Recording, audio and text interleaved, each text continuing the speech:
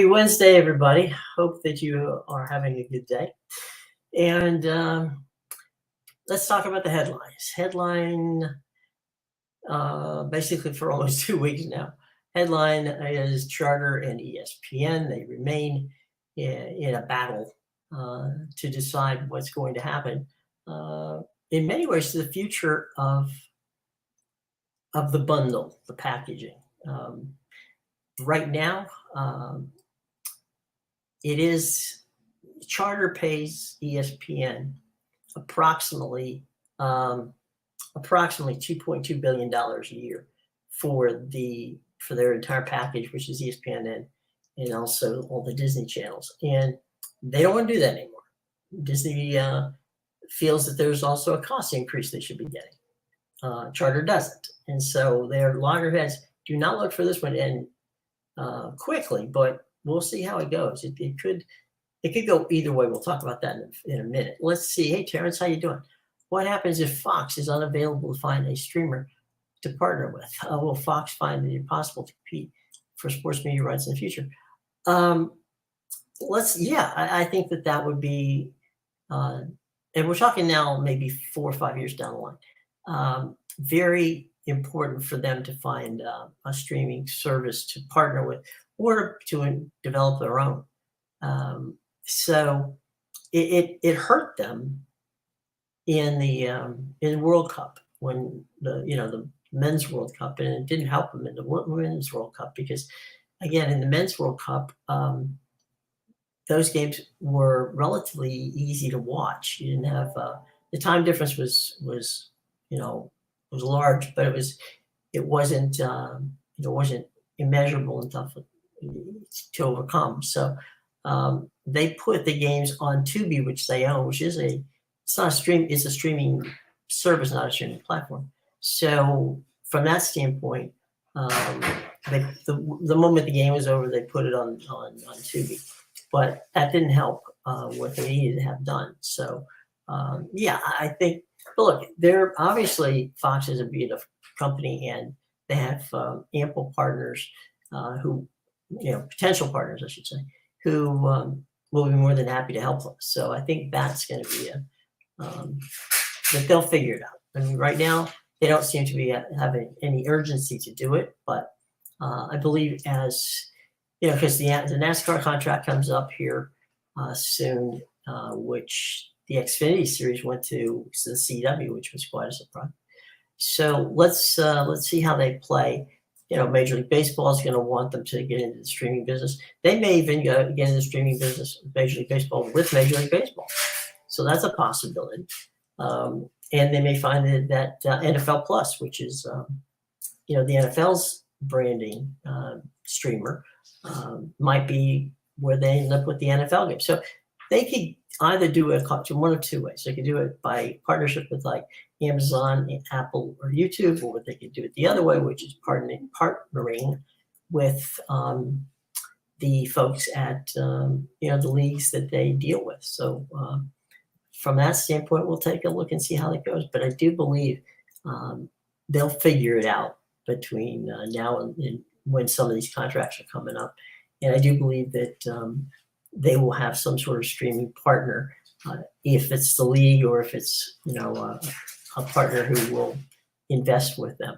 As you know, I don't know whether you know it or not, but ESPN has. That's a good question. Good morning, Immaculate. Good to see you this morning. We're just talking about two different things: Charter and Disney, and then of course how Fox is going to be looking for a streamer. So we've got those two things on the agenda here. Pardon me for a drink here. This Charter thing in ESPN is getting really ugly. Folks missed their first weekend of college football on ESPN, which is a lot of ESPN college football. And they missed the first week of the U.S. Open tennis. And they're likely to do that again this week. And they may go ahead and even lose Monday Night Football for those who are subscribers to Charter. How do you feel about what's going down there? I have Thompson to take take, but I think it's about you on that. Well, here's, Bob, yeah, gotcha, don't worry. Yeah, I know, I knew who you meant even without the difference. John Thompson was a great basketball coach. Bob probably not, but a better executive. Look, I think that what they want to do, Charter, and this is not a bad business idea, is to break up the paying Disney $2.2 billion. Their competition in many ways. So the thought that from Disney and ESPN that they would increase the money was, I'm not going to say that they were naive about it, but they thought, okay, let's just do business as usual. Let's come in and let's negotiate from where we were before and negotiate up. Charter, on the other hand, is, going, no, we don't have as many subscribers. So why negotiate up? What it may be is the opportunity for Charter to break the bundling. And I think that's where they're going. I do. I think Charter is going to really put, their foot down and not blink. They're 14.7 million people in subscribers. I mean, they want. It's not that they don't want the Disney product. Okay, that's not what I'm saying. I'm saying they don't want to pay as much for it as they have been in the past, like $2.2 billion per year. So they're going to say, well, look, Disney Plus is a competitor of ours, as is ESPN Plus, as is Hulu.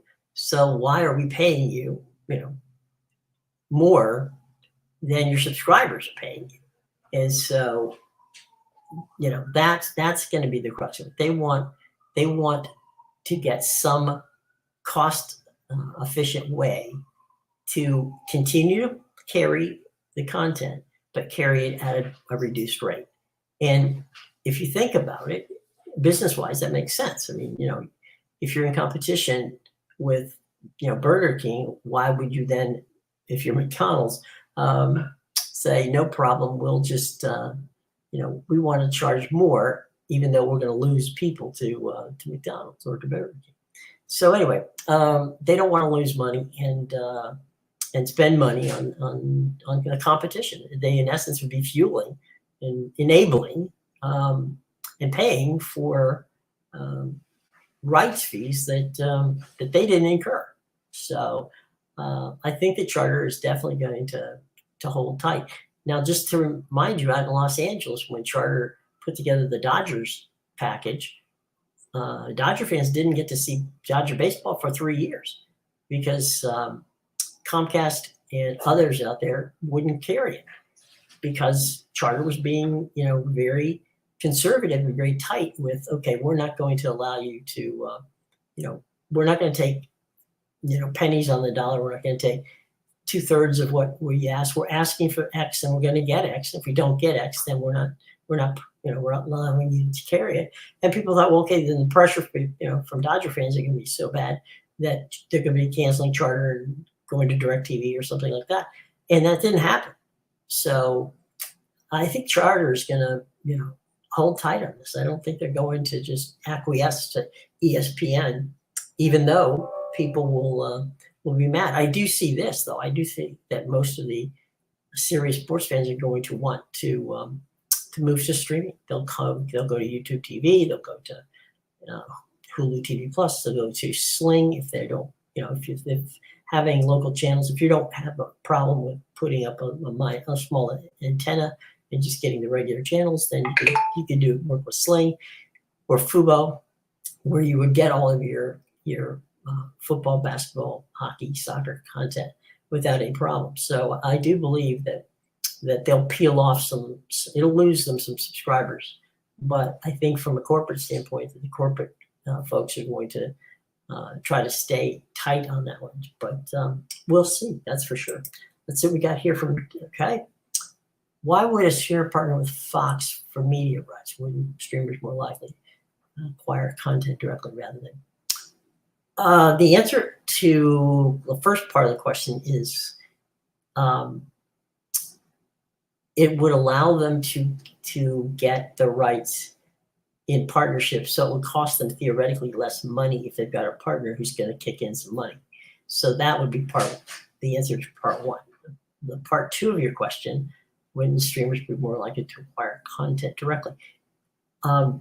Yes, but then it would be at a higher price. And the other thing that is an issue which we saw in the Pac-12 negotiations was that these partners do want linear as well. So they want the games to be on, or the races or whatever, on in area in a way that the folks can watch it on traditional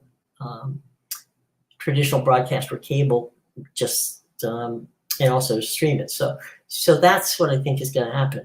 They'll get a partner. I do believe they'll get a partner in the not too distant future. But yeah, number one answer to your question is they probably would. And why? Because it's gonna, if you think about it, if it's Amazon, for instance, or YouTube, instead of spending $4 billion on something, they can spend $2 billion on it. Fox can put in the other. So, it reduces the amount of money out of pocket for them, while the rights fees, can still be in line with what the leagues need or want. So that's why I think they'll get it. And as to media content directly, I think what we've seen is Amazon, put together a package for 11 years for the NFL, and that was for a single game. So it wasn't like tonnage. They didn't want a lot of stuff.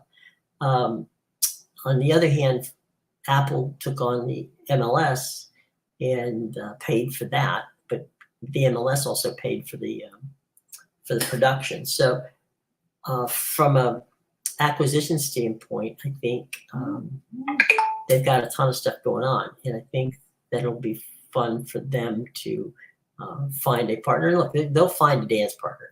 I have no doubt about that.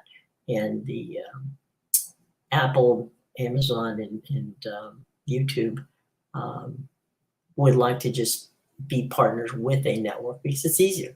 Because you can promote them, they can promote you. So it's a win-win in that regard. So let's take a look here. Okay. See this question. If they break the bundle, how many others will follow? How long? I think if they break the bundle, if Spectrum and Spectrum is able to bust you, my producer sneezed in the background. If they're able to break it, then they're likely to break it. And again, this is kind of a two-part answer. If they break the ESPN Disney bundle, okay, then the Discovery bundle, which is in there as well, which is TNT, TBS, and all the Discovery channels, which is Food Network, HGTV, etc. They'll probably attempt to do the same. Once they open that floodgate, then that I think will give Comcast, Cox, and the other cable companies a template for the negotiations, and it will if there's one thing that could boost the streaming numbers and boost them quickly, it's if that breaks apart. If that comes apart, then there'll be a quick decision as to what they're going to do. Are you going to be a streamer, or are you going to cable? Because at that point, there's going to be fractions of what goes on for normal situations. So you're going to get how much do I want to spend, and what am I getting, and it's going to sink. And this, I don't mean, it's going to sound dramatic, but it's not supposed to be. It's going to sink the cable model as we know, okay? Because the cable model is bundling. Well, if that bundling is gone now, and they make you pay a la carte for everything, well, then you get to pick what you want. But then again, the amount of money that the TNT, the TBSs, the ESPNs, and the Discoveries of the world is going to be far less than what they're getting now, which is why they're starting to offload and put together their streaming packages and consolidating. Do you expect Amazon and Apple will each seek to purchase their own linear broadcast? They could. We know one of them's up for sale. Yeah, ABC is. I don't know that they want that, though. I think that, while they could do it, I think partnerships are probably the wisest choice, because Apple and Amazon are not in the business of television. That's not what they do for a living. And so if you buy a network, a traditional network, that doesn't necessarily mean it's going to help you. I think that they would much rather partner with them and use their expertise, and then use the money that Apple and Amazon can bring to the table for rights and for distribution and to put things out on a worldwide basis. So I think that the partnership aspect of it is probably where they may go. Now, is it possible they may invest? Yeah. I mean, could I see where an Apple or an Amazon could invest in a Fox or invest in a CBS or an ABC or an NBC? Sure, I think that is possible. But I don't think they desperately want to go out and buy a network because, again, Amazon and Apple are not in that business. And so we'll see how that plays out. Good question. All right, Justin. Hey, Justin, how you doing? Does Oregon State and Washington State need to hurry up and figure things out? Answer to your question, short answer, yes. Pack rebuild, I don't see it. I don't think that Washington State, Oregon State can justify the numbers to push the Pac-12 or Pac whatever. First of all, they have to get 6 new members before they're even a conference, but they have 2 years to do that. The NCAA gives them 2 years. They'll lose they will lose the Power 5 designation. So if I'm in the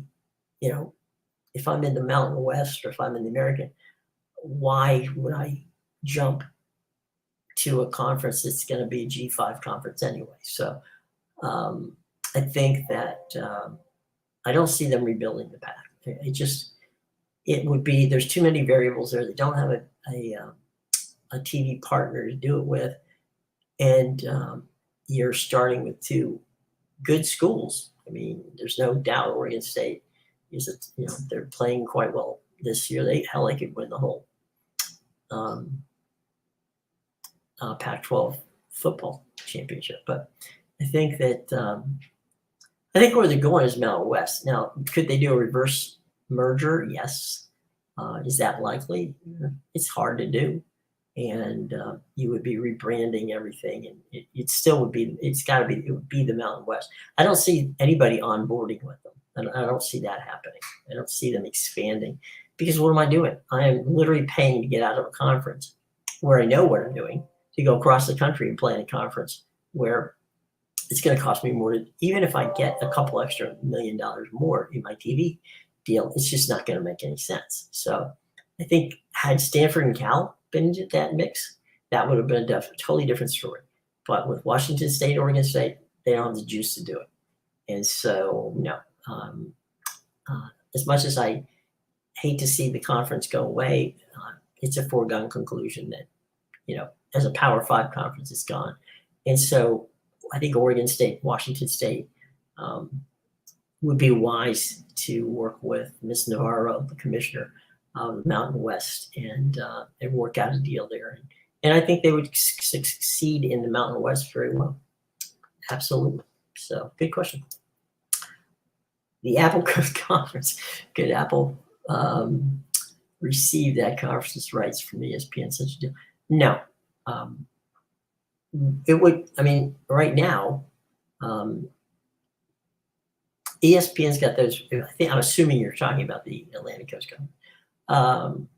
Has their rights through 2036. I'm sorry, 2036. I don't see that happening. Right now, ESPN's got them for a bargain. Why would they want to put Apple into that for money. And if I'm Apple, what am I getting for this deal? Now, if you're saying, could Apple and ESPN talk to each other about, sweetening the pot and making things nicer for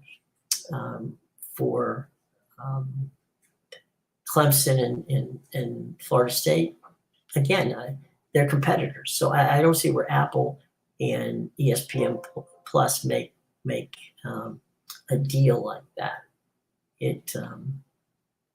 Stranger things have happened, so I'm going to say no, never. But I do think that look, if you've got cost certainty to 2036, why would you give them extra money just because they're 3 or 4 of them that are going to challenge the grant of rights?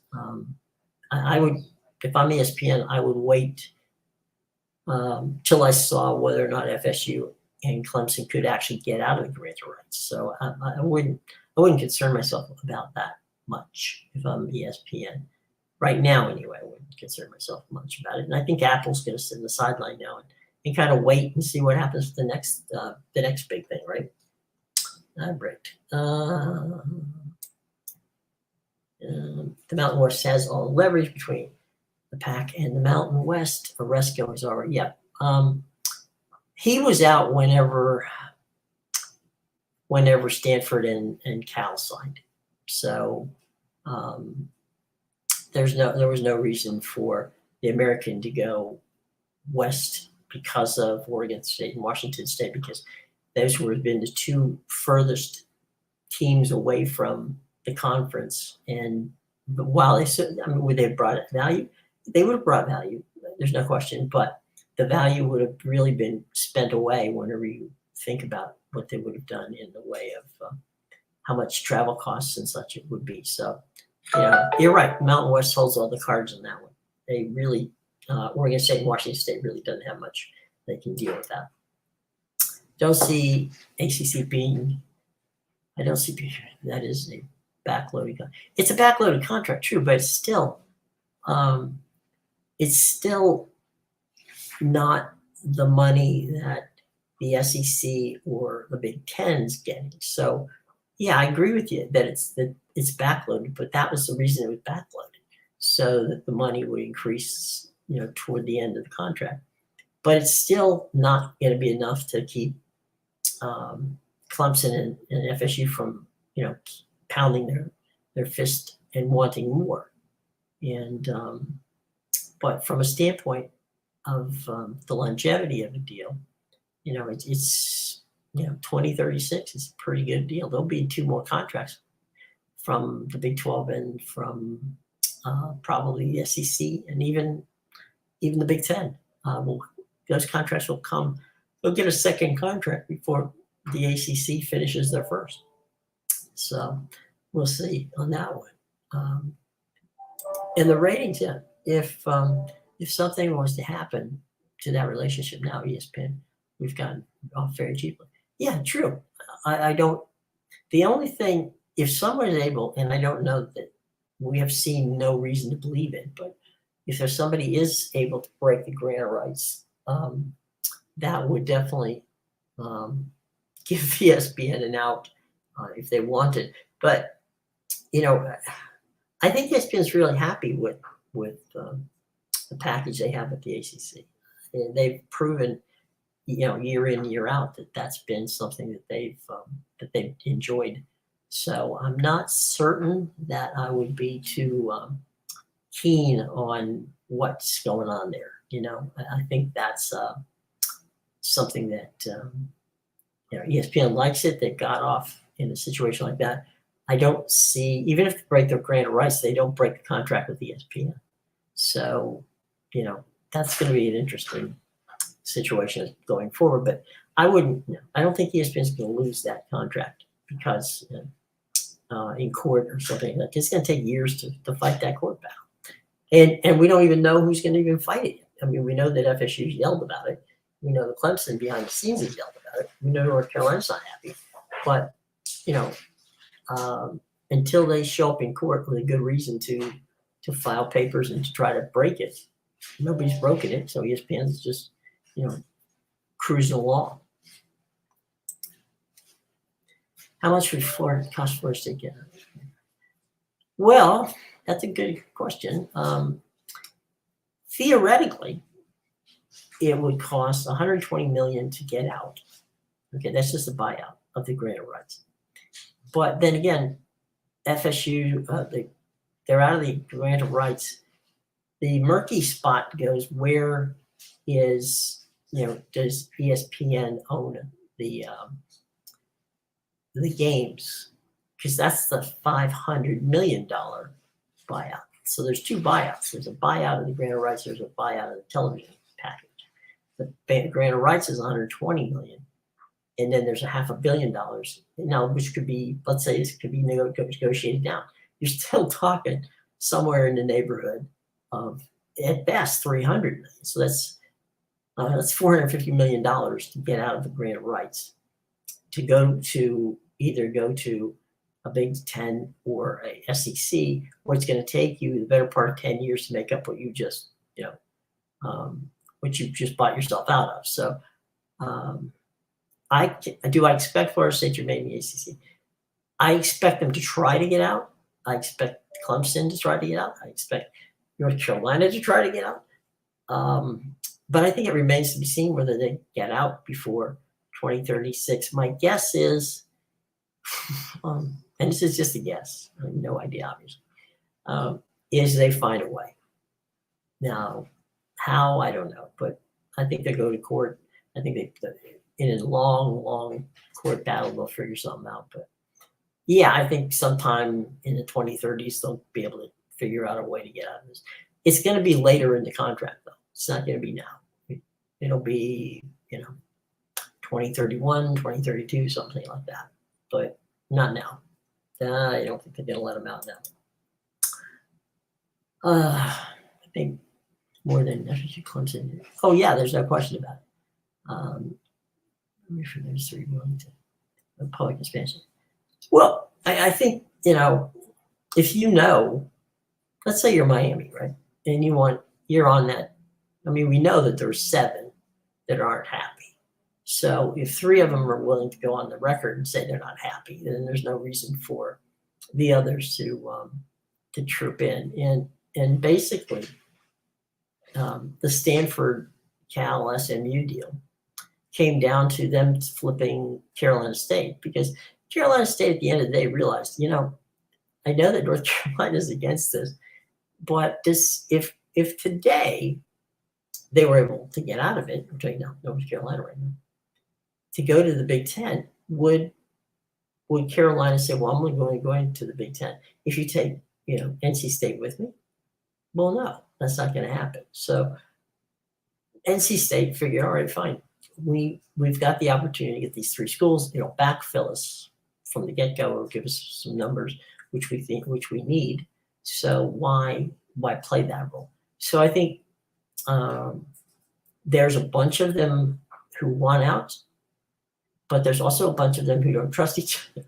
So I think that's where the situation is at this point. So they onboarded those 3, which got them some money. I mean, it's not like they didn't get cash out of the deal. And remember that those 3 teams signed into the grant of rights. They didn't sign into that grant of rights, and they're in there for until 2036. So it's not just a one-off, right? It's there's an entire group of people that are going to be stuck in that grant of rights to 2036. So, and with the schools that they have, like Duke, Virginia, Pitt, Syracuse, you've got some, and Georgia Tech, you've got some.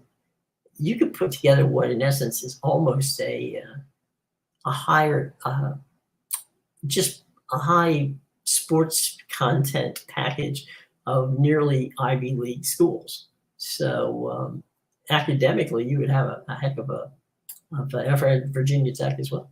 You'd have a pretty impressive group to stay there, and a group that probably could command a nice little chunk of TV revenue and wouldn't lose its Power 5 backing. So yeah, there might be something. Now look, Stanford and Cal, it's not out of the realm of possibility for Stanford and Cal to get better in football. Stanford, had some teams not to just, not that far back in history that played well. So, and so did Cal. So we'll see. But yeah, it's going to be a thing in place and working. There's no question about that. Which side is going to win, Charter or Spectrum versus? I think. I think Spectrum is. I think they're going to go and break this thing apart. Some say that Disney has the, because they have the subscribers on their side, that they'll do it. But I just think from a business standpoint, Charter just wants to make certain that they're not on the hook for, over $2 billion for the length of a contract that they're going to end up and lose money on. So I don't see that happening. I think Spectrum's going to hold Disney and ESPN's feet to the fire. And so if anybody caves here, I think it's going to be Disney. I think they're going to, if they take a lesser amount to keep the bundle together, then I think that Spectrum would take the deal. But I don't know. My understanding is that they met over the weekend, over the holiday weekend. They're still meeting and exchanging paper, so anything's possible. But I think that that ESPN's going to have to come and Disney's going to have to come with a much lower price point if they think that they're going to be able to get beyond this. So I think if there's a winner, and in this case it's probably kind of a hollow victory, but anyway, I think it'd be Spectrum. I think the cable company's going to win. I think they're going to get one of two things. One, they're going to get the bundle blown up, or two, they're going to get ESPN Disney to negotiate to a smaller number, and I think that's where they're going to go. Because in Disney's case, they're not going to offload ESPN to ESPN Plus until 2025, at which point they're going to be asking for some crazy monthly fee of somewhere between $20 and $35 for all of ESPN's packages. So that's coming, but it's not here yet. So I guess, yeah, Spectrum, I think, will win this one, and ESPN will acquiesce and ask for a lower number. One that they can both live with and get them through to, they need to get, if you're Disney and ESPN, you need to get through 2025, 2026. So let's see if that's how they play it. But yeah, I think Spectrum right now is going to hold firm. I don't see them blinking. So we'll see. Is Roku the best digital platform? In my experience, yes. It's very user friendly versus Fire Stick. They've added a number of channels, which are free channels, which are good channels. It's pretty intuitive, so you can. It looks like the apps are there and they work like they do on your phone. So it's almost like looking at your phone and scrolling down and getting and launching the launching the channel. So yeah, I think it's easier to navigate. I noticed when playing with Fire Stick and using Fire Stick, it's not as clean and crisp and easy to work as Roku is. And Roku, either the stick or the little box,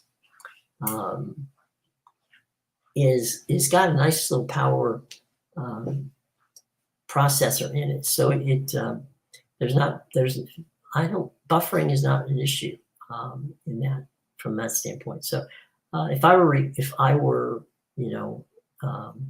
pitching somebody on it, I would definitely use Roku versus Apple TV or Fire Stick or the others. Not that not that they don't have their advantages, they do, but I think it's easier to use Roku than it is to use Fire Stick, and it makes a transition if you're someone who has not has been with cable for a long time.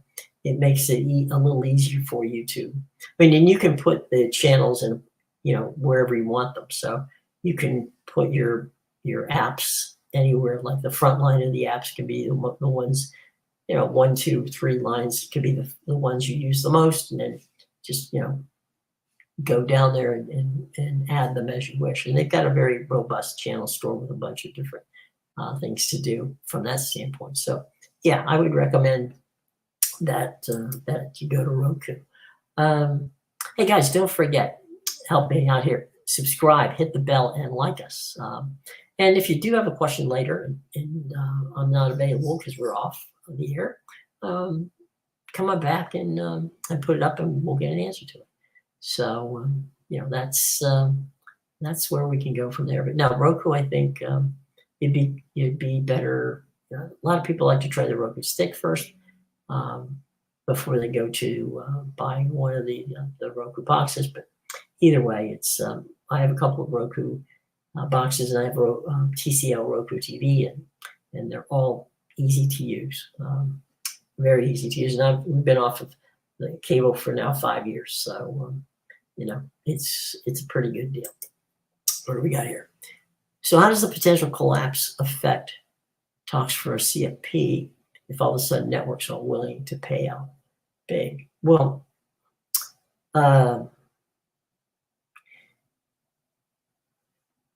the way to look at this is that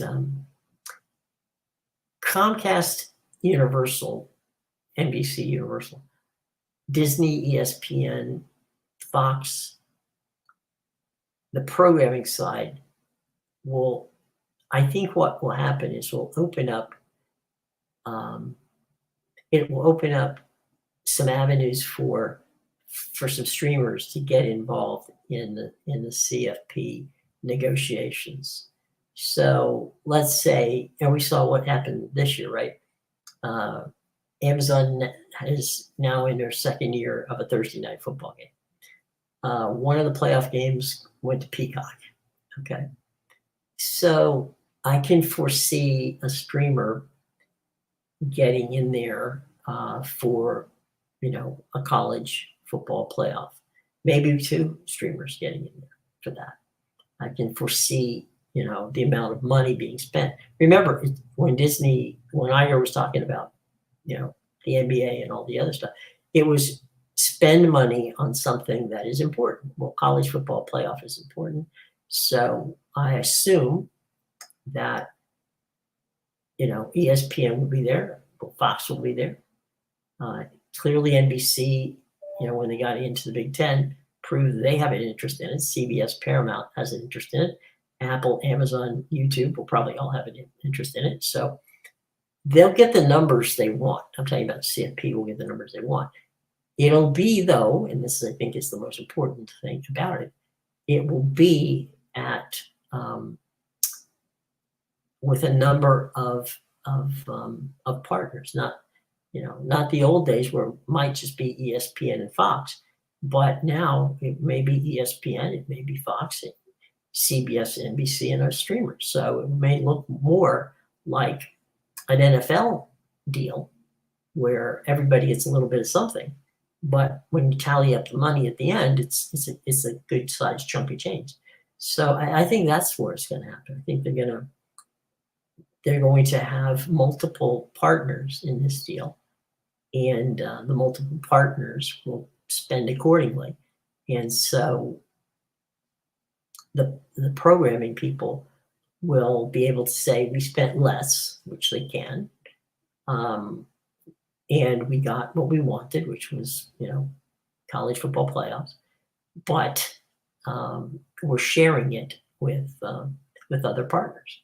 And so I think that's what you're going to see happen, where you're going to see different people have different opportunities to to end up getting what they want, but at a price point that is not going to kill them.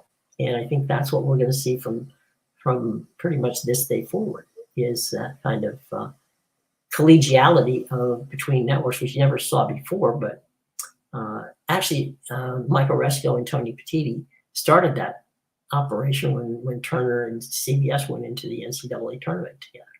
So I think we're going to see a lot of that from now on, that there'll be a lot of partnerships that arrange through there. Not necessarily are they going to be partners in so much as NBC and CBS are going to partner to do something.